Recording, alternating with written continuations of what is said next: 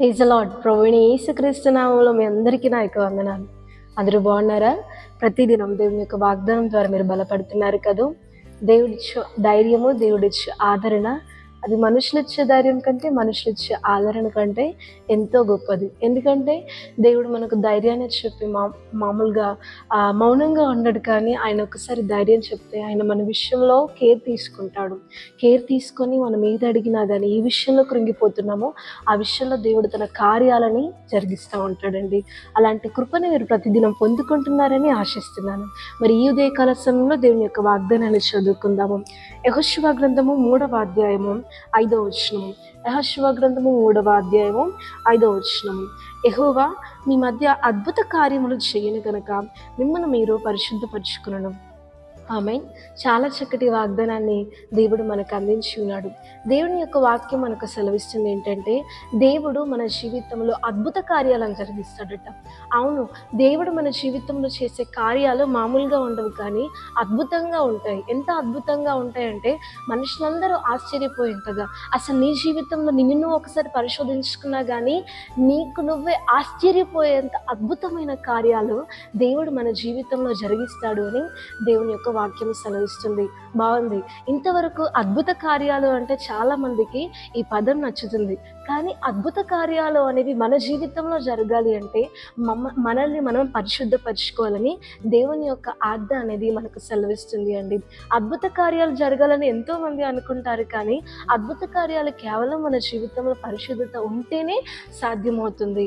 అవును, నేను ఇతరులకు సహాయం చేయాలని అనుకుంటే వారు నాకు నచ్చినట్టుంటేనే నేను ఇతరులకు సహాయం చేయడానికి ముందుకెళ్తాను. నాకు విరోధముగా ఉండి, నాకు వైరంగా ఉండి, నాకు నచ్చినట్టు ఉండకపోతే వారి విషయంలో నేను హెల్ప్ చేయడానికి నేను అస్సలు ఇష్టపడను. ఆ రీతిగా దేవుడు నీ జీవితంలో అద్భుత కార్యాలు చేయాలంటే ఆయనకు నచ్చనిది, ఆయనకు విరోధమైన పాపం మనలో ఉంటే మన జీవితంలో అద్భుత కార్యాలు జరగవు. కానీ ఎప్పుడైతే ఆయన ఇష్టపడే పరిశుద్ధత, ఆయన మన మధ్యలోనికి రావాలంటే ఆయన ఇష్టపడే పరిశుద్ధత మన దగ్గర ఉండాలి. కాబట్టి దేవుడు మన దగ్గర ఉన్నప్పుడు అద్భుత కార్యాలు అనేవి జరిగిస్తాయండి.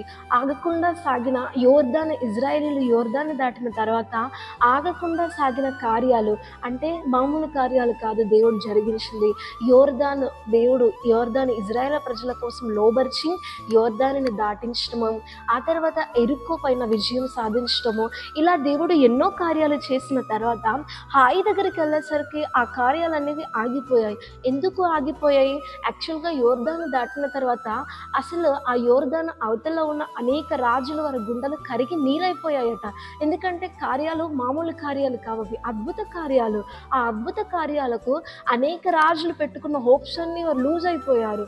అలాంటి కార్యాలు దేవుడు జరిగించి సడన్గా చిన్న హాయి ఎదురు కాగానే అది వారికి ఏ రీతిగా వాళ్ళు ఓటమి అనేది రుచి చూడాల్సి వచ్చింది.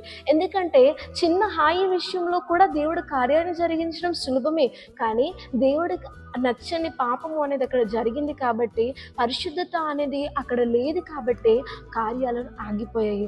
అవును, దేవుడు నీ జీవితంలో కార్యాలు జరిగించాలి అంటే మనకు కావాల్సింది ఏంటంటే పరిశుద్ధత. దేవుడు మన జీవితంలో కార్యాలు జరిగించకపోతే ఎంత చిన్న సమస్య అయినా మనకు పెద్దగా అనిపిస్తుంది. కార్యాలు జరిగిస్తే ఎంత పెద్ద సమస్య అయినా కానీ చిన్నగా అనిపిస్తుంది. ఏ రీతిగా అయితే ఇజ్రాయేలులకు ఎంత పెద్ద ఎరికో చిన్నగా అనిపించిందో, ఎంత చిన్న హాయి పెద్దగా అనిపించిందో, ఆ రీతిగా దేవుడు మన జీవితంలో లేకపోతే చాలా చిన్న సమస్యలు పెద్దగా కనబడతాయి. అందుకని దేవుడు మీ మధ్యలోనికి రావాలనుకుంటున్నాడు కాబట్టి దేవుడు మన ఇష్టపడే పరిశుద్ధత మనలో ఉంచుకున్నట్టయితే ఖచ్చితంగా దేవుడు మీ జీవితంలోకి వస్తాడు. రావడమే కాకుండా అనేక ఆశ్చర్యపోయే కార్యాలు దేవుడు మీ జీవితంలో జరిగిస్తాడు. అలాంటి కార్యాలు దేవుడు మీ జీవితంలో మీ పరిశుద్ధతను బట్టి జరిగించునుగాక.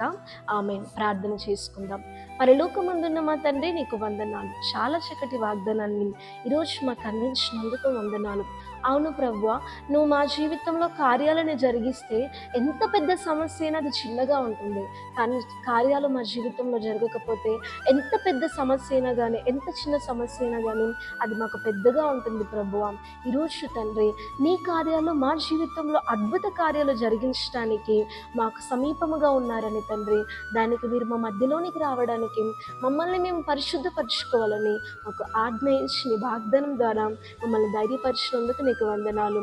కార్యాలు జరగక ఎంతోమంది అయితే అలసిపోయారో, కృంగిపోయారో, బలహీన పడిపోయారో వారందరి జీవితంలో మీరు కార్యాలను ఆరంభించండి.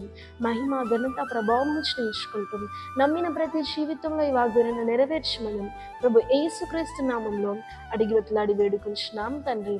ఆమేన్.